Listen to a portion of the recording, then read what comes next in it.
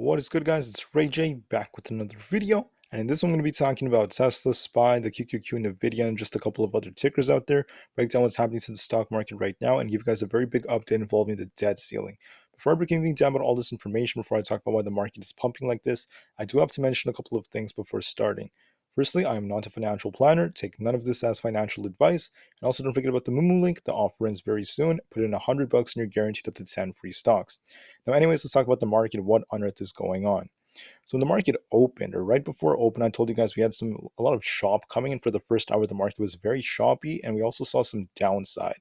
But then I told you that yes, the market would open that way, but then we'd react to the PMI data that came out. In the beginning, the market was still weak after the manufacturing S&P Global PMI report came out, but then the ISM manufacturing PMI and the employment data with it came out, and the market saw a very positive reaction to all of this data, which wasn't as bad as the first one. And on top of that, we saw a lot of progress being made on the debt ceiling again, based off what Chuck Schumer said. And we had some news from some Fed speakers. So as a result of all of this, the market did get some more bullish price action. I'm going to break down what on earth was said. Now, with the Fed speaker, they just came out. This is Harker. They said that they project a 2023 GDP growth below 1%, but they're not seeing a recession. They also said that they see the unemployment rate basically rising to 4.4%. And I have more quotes from them. I'm just going to quickly read them for you from my phone. Harker said that revisions on the wage data show a cooling, which is a good sign for the Fed. They mentioned that as time went on, the absence of a black swan event, with the absence of that event, they could see inflation marching down to 2% in the next couple of years. They said they're going to be looking at headline inflation numbers and also look beyond them simultaneously. They said that they're at a point and close to the point where they could sit on rates for a while. They said that they could skip on the rate hike for June, but that does not guarantee that they're going to be done with all the rate hikes. But he was optimistic about inflation cooling off to 2% over the next couple of years. And he said that I don't think we'll have a recession this year. If inflation started coming down unexpectedly fast, then they would have to cut. But for now, they don't see that in their projection. And that's pretty much what Harker said in a nutshell, basically. And most of what he said was pretty decent for the markets. I mean, the markets have been getting some pretty okay reactions. In the beginning, the market was cooling off when he spoke. We hit this high here. We started just trending a little sideways for the past hour thanks to him. But as of right now, the market is still trying to make its way up and it's still remaining very resilient. Now, the real question is, how will the market continue to move? Well, it depends on where we close and what levels we're going to be watching. I also want to remind you guys about two things. Number one, we have a crazy options chain on SPY for tomorrow. Okay, we have this is under 2 million puts expiring. I'm sorry, 2 million calls expiring. Sorry, for tomorrow. Under 2 million calls and over 1.3 plus million puts expiring.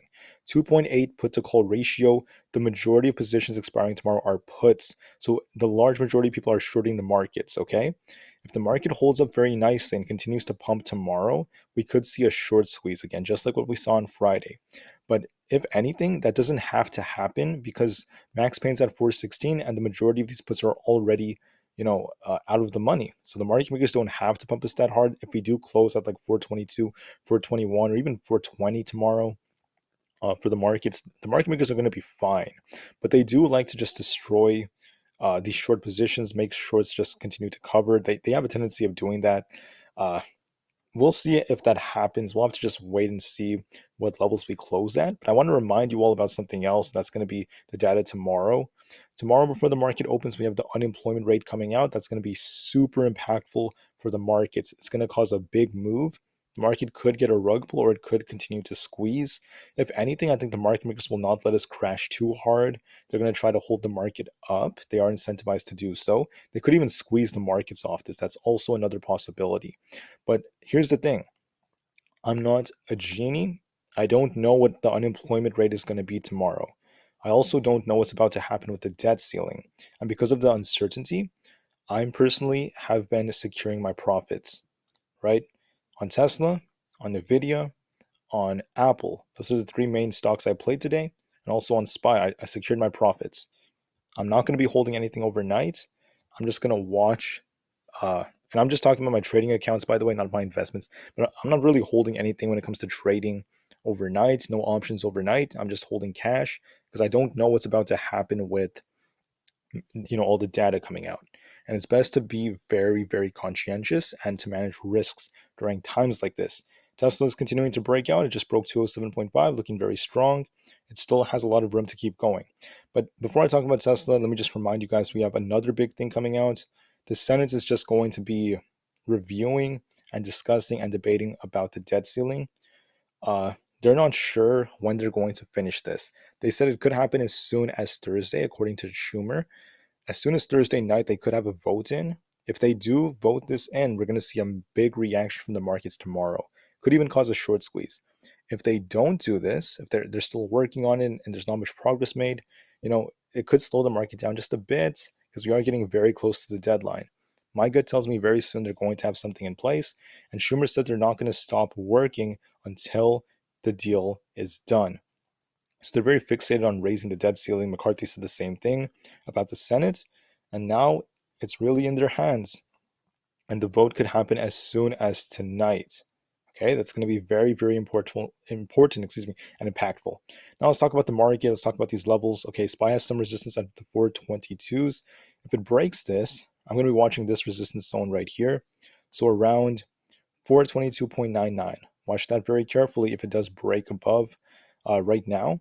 If that breaks, if we break the 423 resistance or very close to that, we could see this thing get closer to 425 to 426, right? As soon as tomorrow, if not even like later on today, but that's kind of a stretch. If anything, it's very possible. It's going to depend heavily on the data, but you just have to watch that resistance. As far as support goes, make sure you watch this 421 area. This is where we have the 5 EMA. Then we also have 420 flat, followed by 418.8, which is where the 50 EMA is on the hourly time frame. But for now, it's looking pretty strong. As for Tesla, Tesla's a monster. It's fighting 208 right now. If it breaks this, the next major level is going to be 209 flat, and we're getting very close to it. Tesla's continuing to look strong, getting lots of relative strength too. If Tesla comes down, 207 is going to be support. Break below that, there's not much support at 206. 205 is going to be the next important level, but I don't really see Tesla coming down that low. It's just continuing to hold up nicely. Volume is slowing down a bit, but overall, it's looking all right. Just be very patient on this. I mean, I already secured my profits, by the way, not financial advice. That's just what I'm doing. And for now, just watch these levels. If Tesla could get to if Tesla could get to 209, then we have the 210s coming very, very quickly. Additionally, on the QQQ, the confirmation of the breakout would have been a break above 348.5. If we broke that, we would likely see this thing hit 350 plus. I told you that, right? That was the more bullish case. And that's what happened. We broke resistance, continued to break out, and we're continuing to pump and pump and pump as Aapl and Tesla pump. We're getting the pump. So for support, make sure you're watching this 352 zone. So right around there. After that comes 351.5, followed by 351 flat. So we have quite a bit of support right now on the QQQ, which is where our 5 EMA happens to be. And below that, then we have 350 flat. Exactly around 350, that's where this next bar would be. Many, many support zones on the triple Q, holding up quite nicely. So watch all of these levels very carefully. If it breaks the high of the day, it could make its way closer to 354 or get a little bit closer to that, depending on where we close at. Tesla just broke 208. It's continuing to pump, getting stronger. When I watch these, I don't usually use just the hourly, by the way. I'm just showing you this just to show you the levels. I would use the 30 minutes, okay? And then side by side, I would have the 30 minute and then the 5 minute or the 3 minute next to it and use that for confirmation of the bigger moves. Also, don't forget about the 4-hour time frame. That's also a very important time frame to use on Tesla and many other tickers. The 4 hours also looking bullish on Tesla, still holding up nicely, still looking strong. All right. Anyways, when it comes to NIO is pumping with the market, even though their deliveries numbers were not the best, but guidance is still pretty decent. The VIX is down over 12%. The VIX is crashing pretty hard. It's back into this falling wedge it was in initially, so it's coming down crazy hard. Coinbase is pumping.